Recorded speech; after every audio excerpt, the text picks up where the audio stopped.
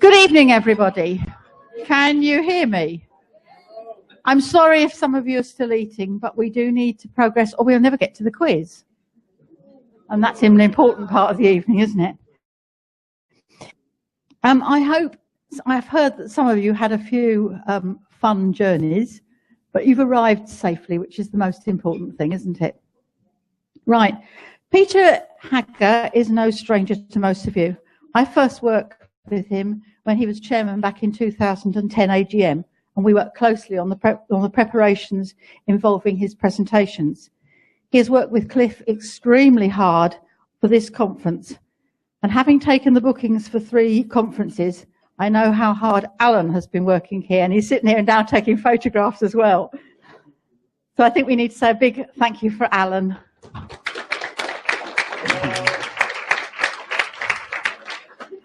So we'll forget about all those things.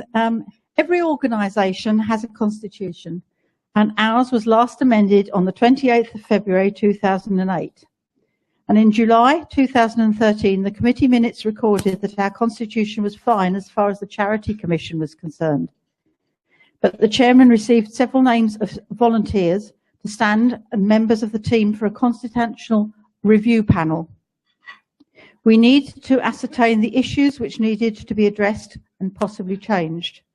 Initially, Peter Walker was asked to manage the process, but shortly after, Peter Haggers took this over, and he's been very busy with the team ever since.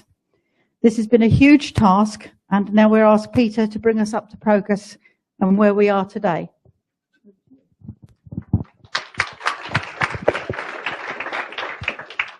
Thanks, Jan. I'd just like to say a thank you right at the beginning to Bob, because he's been working while we've been having dinner to get all the audio, visual and broadcast arrangements going. So we are broadcasting this live on YouTube. I think it's great. You know, the very few societies can say that they're able to do that. And I think it's a really, you know, feather in our cap, but we wouldn't do it without somebody like Bob. So thank you, Bob. Right, we have greetings to the 9 people watching us live on YouTube. Anyway, thanks for staying and listening to this. Last year, people said after my talk, you actually made the Constitution sound interesting. Well, I don't know whether I can repeat it. And of course, I know there's a great temptation to those of you that are football fans like myself to go and watch the England game. So I'll try not to linger too long for my own benefit. But anyway, you want to enjoy yourself with Alan's quiz. And I've actually seen the questions, and you will enjoy yourself. Anyway, let's move on. So the review started, as Jan said, back in 2013. And last year I did not attempt to give a finish date. I feel a little more confident that we are getting near to completion of the work. I have this week submitted almost our draft recommendation to the committee. These are subject to one further round of comments prior to our final submission, and then hopefully a ballot of all members. You will have found in your packs not quite the latest draft.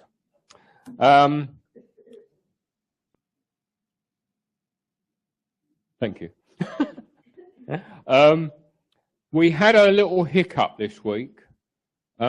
We found we'd left something out of the Constitution that we said we would include, and that is online. Last night we got the final revision, and that is online. The other thing that's not in your pack, because it was 16 pages long and we run out of printing time, is the rule procedures that go with it, but they are online. I just want to say the team has to work closely with the committee, because at the end of the day, it's the committee that have got to say to the membership, we want you to vote for this constitution. But it is working independently from the committee, and we've never had more than 2 committee members on the team to act as a liaison. So at the moment we've got Peter Copsey and John Colwell on the team, but Gerald Cook and Paul Millington stepped down after last year's AGM because they were then on the committee, and we had 4 committee members. And I decided unilaterally that 4 committee members was too much sway from the committee. So what's our progress to date? I'm not going to repeat what I said at conference last year, but since last year's conference, up until the end of 2014, we were continuing to receive ideas from members, which was healthy. And since then, we've been trying to work on what we've got. So the areas considered, I'm only going to touch on the top level changes. I'm not going to tell you about the fact that we've had to change the wording of which Charities Act is appropriate or anything like that. But believe you me, we have tried to cover those sort of things. I think it's worth spending a bit of time on the documentation. We talk about the Constitution, and that obviously is a very important document. But although it's still a lengthy document, we have attempted to take a lot of the detail out of it and transfer that to rules and procedures. In the past, the rules and procedures have been very much about how the committee operates, what their rules were for meetings and that. But now it will contain a lot more other detail, and that has been removed from the Constitution. Now, the advantage of that is rules and procedures are set by the committee, but what we have done is making resolutions to change them by the membership easier. And I'll be touching upon that in a moment. So if we as the membership, don't forget I'm not on the committee, don't like the way the committee have decided to apply certain things in rules and procedures, we can table a resolution at the AGM and that will change it. And the committee cannot change a resolution passed at the AGM. It can only be changed by the AGM or a new constitution, which obviously is changed by all members. So let's get into what we've looked at. So the first thing, we've simplified what we say about answering queries. Still a fundamental important part, but we've not gone into any detail. It was very dated. This is one of the things with constitutions. It's quite difficult to future-proof them. You know, if you start referring to Facebook, for instance, I mean, it doesn't apply to answering queries. Facebook may not be here in 5 years' time. I know that seems an unlikely thing with the number of people on Facebook, but that's how fast technology has changed. I mean, I only started my one name study in 2003, 4, and half of the internet resources, or 90% of the internet resources available then. So we have to be careful on that. So next area that we've changed and simplified is the registration of surnames. It is a fundamental part of the Guild, the registration of surnames, and we don't want to change that, I know. But we've made some of the nitty-gritty and moved it into rules and procedures so that if we did want to change it, it can be changed without a rewrite of the Constitution. That's all we have changed. The fundamental procedure remains intact. The area that's generated the most comments and etc. from members is the management of the Guild. You cannot believe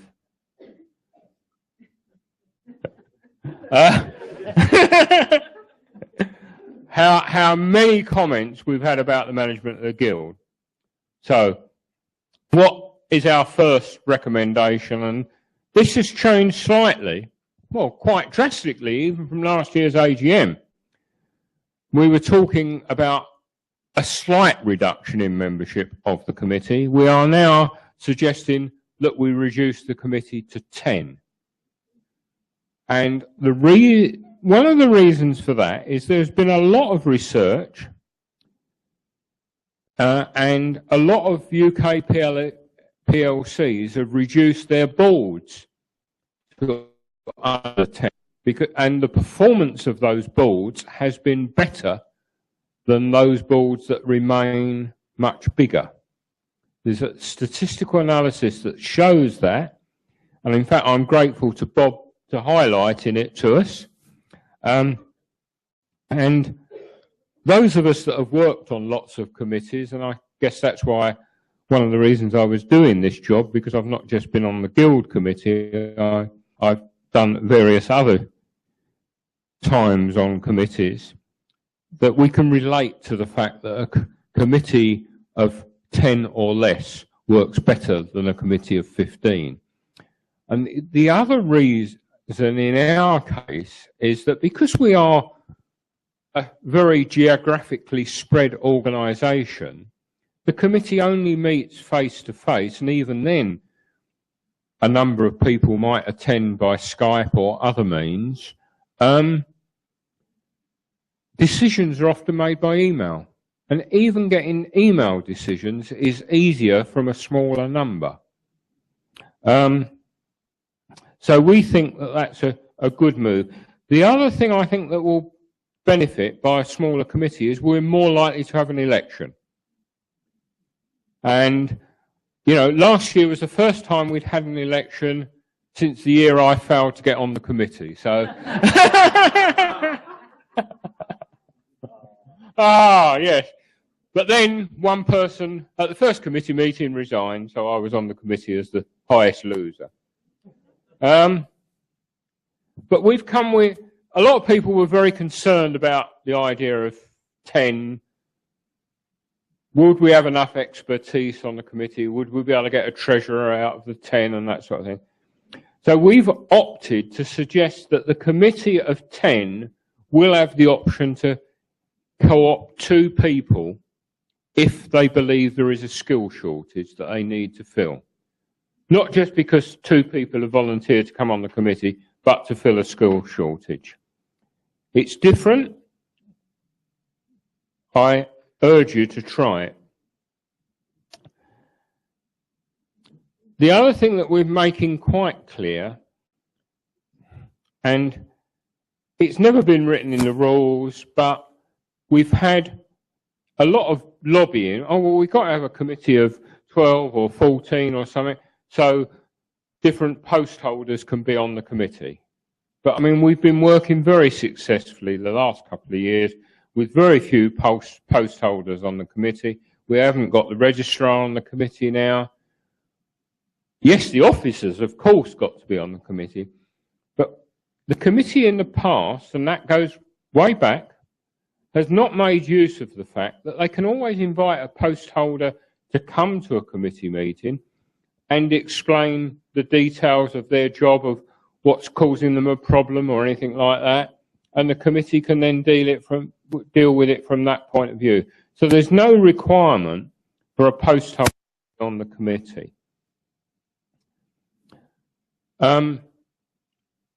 This area, the next area, the tenure of office, I guess was very, very vocal by some people. Not the 10 years, but just the fact that we should restrict the tenure of people on the committee. But equally, we did have a lobby saying, well, we mustn't throw out the baby with the bathwater. And that's true. So we think 10 years is a reasonable restriction. We did have a lobby to restrict further how long somebody could be an officer. But equally, we had a very strong lobby not to beyond the 10 years, but also saying, well, what do you do if you can't get a treasurer or a secretary or something? But the person who's been doing it is willing to stay on if you restricted it to 4, 5, 6 years. So in the end, we've said, let's just restrict the committee to 10 years. And by that, you're probably restricting most officers for a shorter period than 10 years, because not normally does somebody come straight on the committee and become chairman. But it could happen, I know.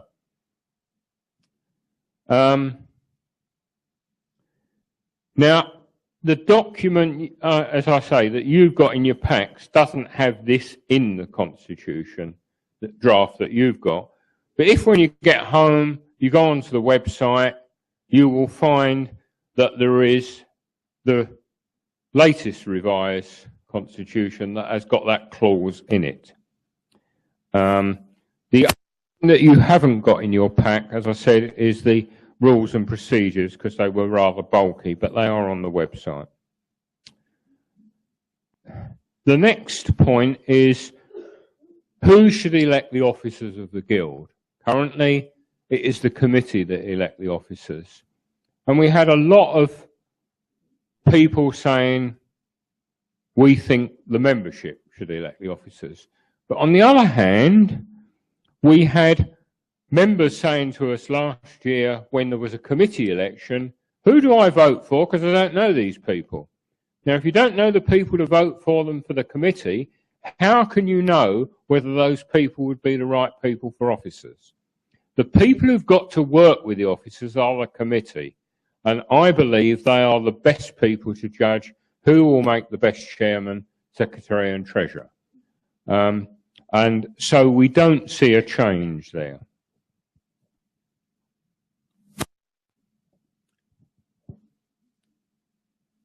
Now, a very big change is on subcommittees. What we have done there actually on subcommittees is only made a reference to them in the Constitution. The detail of how subcommittees are set up is all in the rules and procedures. All we say is that the Guild Committee have got the power to devolve authority to subcommittees, and that the detail is in rules and procedures.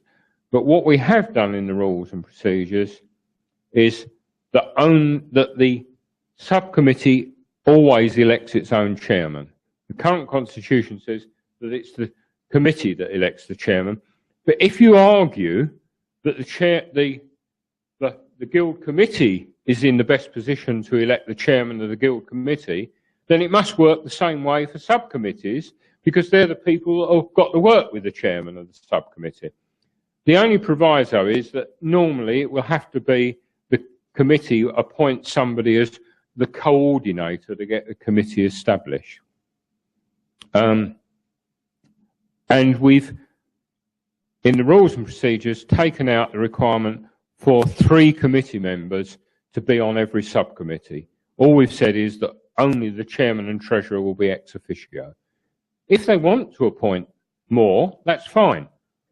But they haven't got to have a host of committee members on every subcommittee.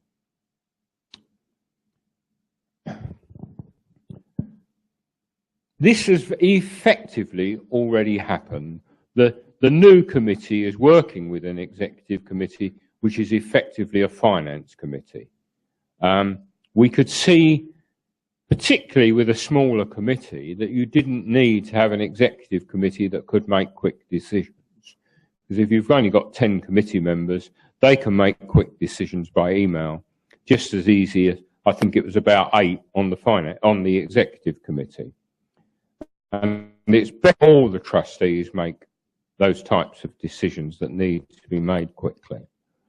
But we can see that there needs to be a finance subcommittee because of the detail of finance, that you don't want to spend every committee meeting going through all the detail of finance. So we've left that as an option in rules and procedures.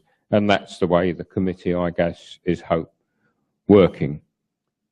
Post holders, again, like subcommittees, we've taken all the detail out of the Constitution and put it in rules and procedures, how post holders are appointed. We've just made a reference that post holders may be appointed by the committee. Elections. After last year's election, which cost the committee, the Guild a lot of money, as you will see from your report and accounts, we are strongly saying that we should carry out all elections in-house. And we will make use of electronic voting. And I'm assured that when we come to vote, hopefully later this year, on the new Constitution, we'll have an electronic in-house voting system in place.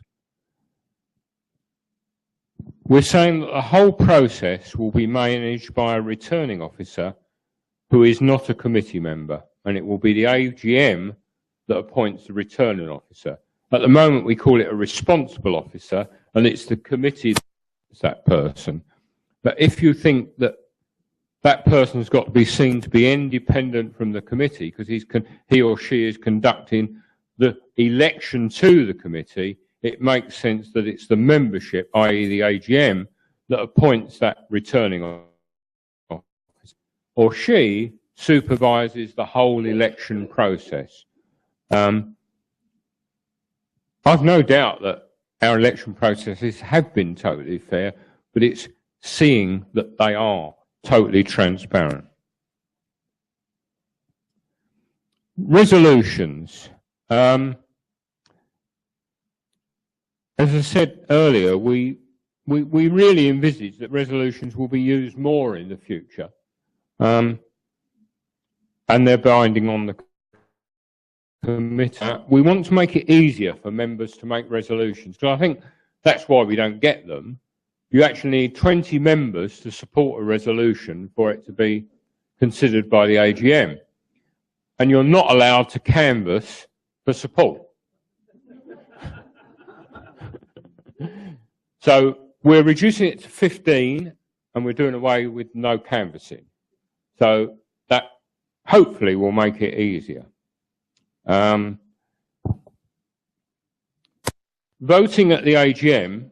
Now, if you're going to have resolutions, it's not much point in saying we're going to devolve more power to the membership if it's only us people who come to the AGM that vote. So we are introducing proxy voting at the AGM, so that people who can't be here will have the opportunity to nominate a proxy to vote on their behalf, either mandating them which way to vote or letting them listen to the debate at the AGM and voting for them. And that can either be the chairman of the meeting or another member. But voting on the Constitution, this is by a simple vote of yes or no. And if we get an answer of no, we stick with what we have. And any new attempt at rewriting the Constitution will not be done by me. However, whilst it will be a simple vote, it is intended that members will have visibility of the Constitution, but the proposed rules and procedures as well, although it is the committee that actually puts them in place. Timing. I'm hoping that by the time the committee meets in May, they will have the draft Constitution, and subject to any fine-tuning, there should be a ballot of members in the autumn, so that when we meet next year, we'll be using the new Constitution at our AGM. So you can send your comments to that address, and that will go to all the team. There isn't a space between guild and constitutional, but that was a typo by me. And then hopefully we'll get a vote. And hopefully we'll have a new constitution. Any questions, please?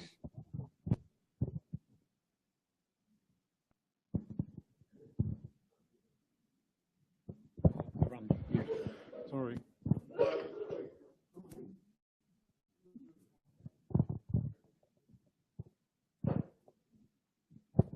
I've got a question about the shift. Oh, sorry, Dave Bighust. I've got a question about the moving of certain things into rules and procedures. I can see the benefit of that,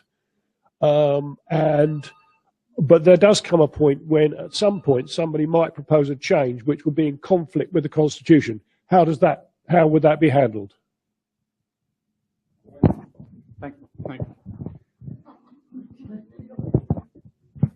Thanks, Bob. That's very simple. You can't pass a resolution that's in conflict with the Constitution. Because to change the Constitution, you've got to have a ballot of all members. So it would be ruled as inappropriate.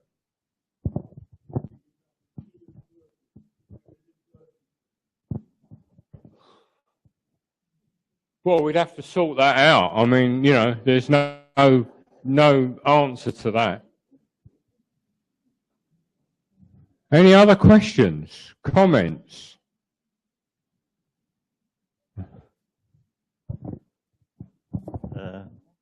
Cliff Kemble, I'm just interested about the voting and the cost for voting. If we're doing it in-house, have we got any indication, will we be able to do it in time? Have we got the mechanism in place, or will we have it in place in time? And have we any indication of how much cheaper it will be? Sorry, how much better value for money it will be? There will be some cost, because we will send out by email to all members that we have registered email addresses of the ballot details. So there's no cost there. But those members that we don't have details of, they will still get a postal ballot pack. I can't remember the numbers, Cliff. You probably know better than I do. I think it's less than 10% of our membership that we don't have email addresses for. So you're talking about, is it? Yeah. So we're talking about perhaps 150 members that we've got to mail out to. And of course, they could be anywhere in the world. So I can't say it's 50p or something, but, you know, £1 plus printing maximum. So compared to what was it, 3,000 for the ballot last time, we're probably talking about less than £500 in total costs. Okay? Any other questions or comments? I'm thick-skinned, so do feel free.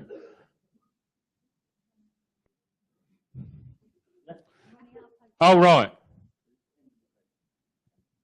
I mean, I'm here all weekend. I've got to be, because I'm organising it with Cliff. So if you've got any concerns or queries or questions, please come and talk to me. A number of other members of the team are here. You've seen who they are.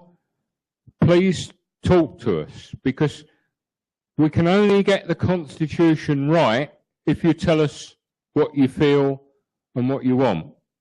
It's no good. We've spent all this effort of several years' work and it going to a ballot and it being turned down. We don't want that. It's just not. Well, I don't know what it's not, but it's not. I shall feel gutted, because I think I've wasted 2.5 years of my life almost. That's an exaggeration. It hasn't taken me all the time of my life, of course. But I think you get the message. You know, if there's bits that you're not sure about, come and talk to us, because we can then either reassure you or we can perhaps fine-tune things, because we're only human. Anyway, thank you for your attention. Alan will be with you shortly for the quiz. 12 viewers we've been watching it. Thank you, Bob. I'm sure we'll have more joining us tomorrow as well. We purposely don't publicise it too far in advance of conference because we don't want people sitting at home rather than coming to conference. But Alan will be with you shortly. But meantime, if there is anybody who doesn't want to take part in the quiz but would like to still be involved, Alan would love you to come up and help him as a scorer. So there's an opportunity for you. Don't all rush. Thank you all very much. Enjoy the rest of the conference.